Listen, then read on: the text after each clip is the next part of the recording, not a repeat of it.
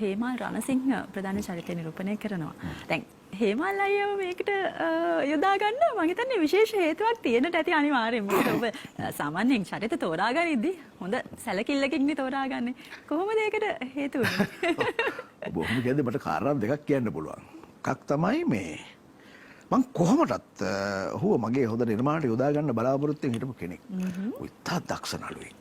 මං හිතන්නේ අපේ රටේ මේ මෑත කාලේ ප්‍රධාන චරිත නිරූපණය කරන නළුවන් අතර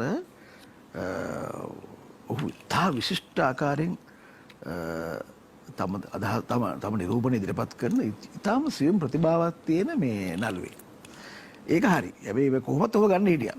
හැබැයි ඔය අපේ මගේ පුත්‍රයාට පුළුවන් හරිම ඔය AI ඔය අලුත් පරම්පරාව ඔය ආටිෆිෂල් ඉන්ටෙලිජන්ස් එකට කටයුතු කරනවානේ. නූතන AI තාක්ෂණය නේ. ඔව් නූතන AI තාක්ෂණය. ඉතින් මේ මම නිකමට කිව්වදී එයා මට දවසක් මේ චරිත ලක්ෂණ ඔහු ගැන මා සොයාගත් කරුණු ඊළඟට මේ කොහොමද මේ ඔහුගේ මෙහෙම කෙනෙක්ගේ චරිත ස්වභාවය ඔය ආදි වශයෙන් ඓතිහාසික කතන්දර ටික දාලා මේ මගේ පුත්‍රයාට කිව්වම ඔහු හැදුවා රූපයක්.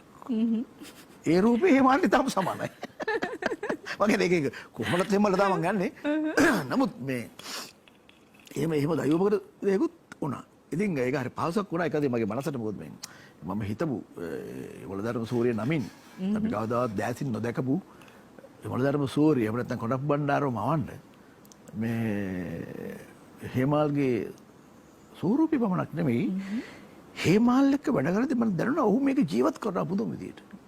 ඔහුගේ කැපවීම, ඔය ඒ වෙනුවෙන් ඔහු ධානශීලී වීම මේ සියල්ලම සිද්ධ කළා. ඒක නිසා තමයි අපේ හේමල් රණසිංහව මේ චිත්‍රපටයේ ප්‍රධාන චරිතය විදිහට තෝරා ගන්නට හේතුව. මට බයයි අපච්චි.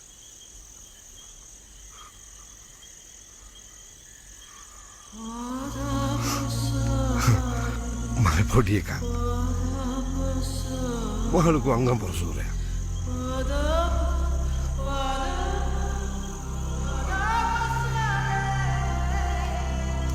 සතුටින් ඉඳපන්.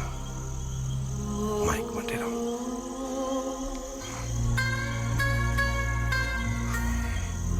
යමු.